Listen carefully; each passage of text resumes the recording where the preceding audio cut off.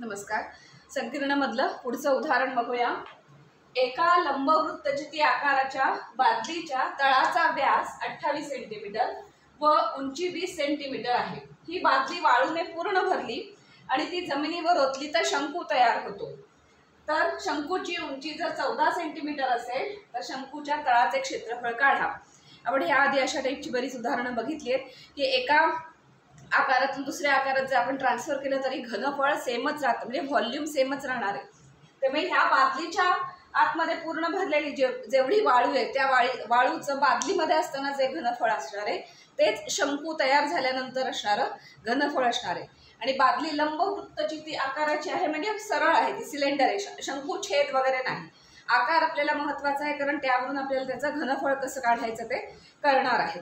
म्हणजे एक लंबवृत्तचिती एक सिलेंडर आहे, वृत्तचिती आकाराचा आहे, त्याचं जेवढा घनफळ असेल सेम ती वाळू जमिनीवर टाकल्यानंतर शंकू जो तयार झालाय वाळूचा त्या शंकूचं घनफळ आणि बादलीतल्या वाळूचं घनफळ हे दोन्ही काय असणार आहे, सेम असणार आहे. त्याच्यावरून आपल्याला ती जमिनीवर जो शंकूआकृती अशी वाळू टाकलेली आहे याचं आपल्याला तळाचं क्षेत्रफळ काढायचं. शंकूचा तळ कसा असतो, सर्क्युलर असतो, म्हणजे वर्तुळाकार असतो. त्यामुळे ह्या तळाचं क्षेत्रफळ काढायचं म्हणजे काय, याची जर आर माहिती झाली तर पाय आर स्क्वेअर ह्याची किंमत काढायची, म्हणजे तळाचं क्षेत्रफळ काढायचं. म्हणजे थोडक्यात शंकूचा आर माहिती असेल तर पाय आर स्क्वेअरची किंमत आपल्याला इथे काढायची आहे. काय काय दिलेलं आहे, शंकूची उंची दिलेली आहे, आर दिलेलं नाहीये, नाही तर आपण डायरेक्ट काढलं असतं. इथे काय दिलंय, लंबवृत्तचितीच्या आतली वाळू आणि शंकूची वाळू सेम असणार आहे, त्यामुळे व्हॉल्यूम सेम आहे. तर सुरुवात काय असणार आहे, वृत्तचितीचे क्षेत्रफळ, वृत्तचिती बादलीचे क्षेत्रफळ घनफळ, म्हणजे त्यातल्या आतल्या वाळूचे घनफळ जे काय असेल ते केवढं असणार आहे, सेम असणार आहे. शंकूआकृती जो काही तयार झालेला वाळूचा ढीग आहे त्याचे घनफळ, शंकू वाळूचे घनफळ हे दोन्ही सेम असणार. आता आपल्याला काय काय दिलंय बघूया. त्याप्रमाणे दोघांचे फॉर्म्युले घेऊ, इक्वेट करू आणि त्यावरून पाय आर स्क्वेअरची किंमत आपल्याला इथे मिळेल. लंबवृत्तचिती आकाराच्यासाठी काय दिलाय, तळाचा व्यास दिलाय 28, त्यावरून आपल्याला त्रिज्या काढायला लागेल कारण पाय आर स्क्वेअर एच असा त्याचा फॉर्म्युला आहे. व्यास आपण इथे वृत्तचिती काय काय दिलं, वृत्तचिती म्हणजे बादलीसाठी बादलीचा व्यास बरोबर 28 सेंटीमीटर. म्हणून बादलीची त्रिज्या किती होणार, त्रिज्या बरोबर 28/2 म्हणजे 14 सेंटीमीटर. त्याच्यानंतर उंची दिली आहे 20, म्हणजे उंचीला समज ह्याला हाईट म्हटलं आपण, एच उंची, कॅपिटल एच काढलं ह्या उंचीसाठी, कारण एकदा शंकूची उंची पण दिलेली आहे तिच्यासाठी पण लेटर वापरावं लागणार आहे. तर याला आपण कॅपिटल एच म्हटलं तर किती दिले, 20 सेंटीमीटर. सगळी सेंटीमीटरमध्येच आहेत ना, चेक करायचं, एकक सगळी सेम हवीत नाही तर करून घ्यायचं एका एककामध्ये. आता वृत्तचिती किंवा बादलीचे घनफळ याचा फॉर्म्युला काय असणार आहे, बादलीचे घनफळ, बादलीतील वाळूचे घनफळ, बादलीचे घनफळ बरोबर काय फॉर्म्युला आहे, पाय आर स्क्वेअर एच. आपण एच इथे हा घेतलाय कॅपिटल एच. म्हणजे काय होणार आहे, ते पाय तसाच ठेवूया कारण हे इज इक्वल टू हे लिहायचंय, तिथे पण पाय आहेच या फॉर्म्युल्यात पण, त्यामुळे ते आपल्याला तिथे जाईल.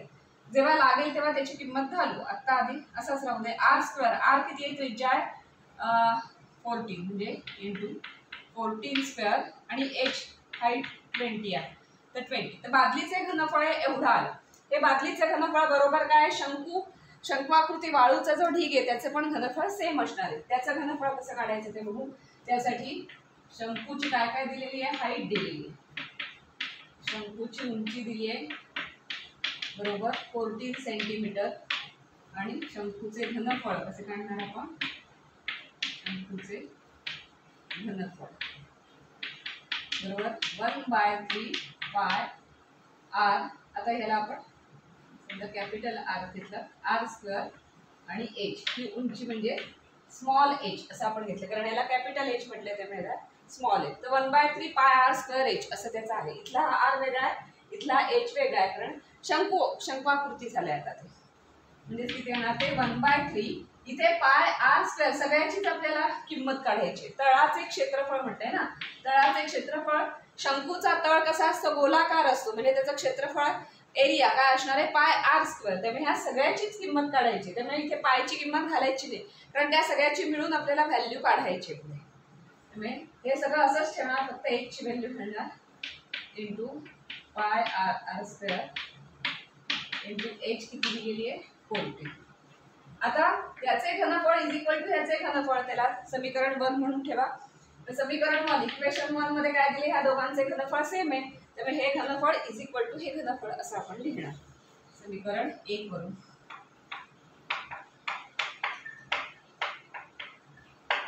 काय मिळणार, हे घनफळ म्हणजे किती आहे पाय.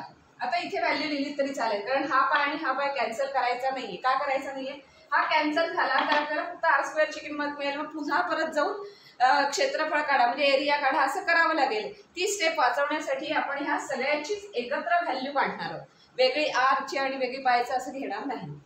त्यामुळे इथे पायची व्हॅल्यू केली, इथे दिली नाही तर 22/7 घालायचं. 22/7 इंटू 14 स्क्वेअर इंटू 20 आणि हे इज इक्वल टू काय असणार आहे, हे म्हणजे 1/3 पाय आर स्क्वेअर इंटू 40. ते दोन्ही इक्वेट केलं, आपल्याला व्हॅल्यू काढायची पाय आर स्क्वेअरची. तर हे दोन्ही इक्वेट झालेले आहे, ह्याची व्हॅल्यू काढायची. त्यामुळे बाकी सगळ्या संख्या आता इकडे आणायची, ते आपल्याला तळाचे क्षेत्रफळ मिळेल. म्हणून 22/7 इंटू 14 इंटू 14 14 स्क्वेअर आहे ना हे, त्यामुळे 14 इंटू 14 इंटू 20.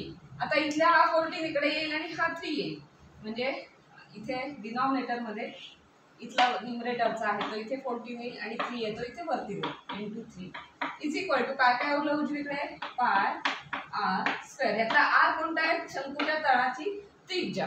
त्यामुळे पाय आर स्क्वेअर हे शंकूच्या तळाचं क्षेत्रफळ होणार आहे आणि त्याची डायरेक्ट व्हॅल्यू इथे कॅल्क्युलेशन केलं की मिळणार. काय काय राहतं पुढ्या, 14 14 गेले, 7 1 7 7 2 14 22 2 44 20 3 60 म्हणजे 44 इंटू 20 60 बरोबर पाय आर स्क्वेअर. आता पुन्हा गुणाकार करायचा, 6 चूक 24 24 4 घेतलेले 2 6 चूक 24 ते 2 26 आणि 0 बरोबर पाय आर स्क्वेअर. आणि पाय आर स्क्वेअर म्हणजे काय, शंकूच्या तळाचे क्षेत्रफळ. म्हणून शंकूच्या तळाचे क्षेत्रफळ येणार आहे 2640 आणि सेंटीमीटर आहे, त्यामुळे इथे सेंटीमीटर स्क्वेअर होईल. त्यामुळे शेवटी एक वाक्य फक्त लिहायचं. म्हणून ते दोन इक्वेट करता आले आपल्याला, त्याच्यावरून आपल्याला पाय आर स्क्वेअरची किंमत डायरेक्ट काढता आली. म्हणून शंकूच्या तळाचे क्षेत्रफळ बरोबर 2640 cm² म्हणायचं किंवा 4 सेमी असं म्हणायचं असेल.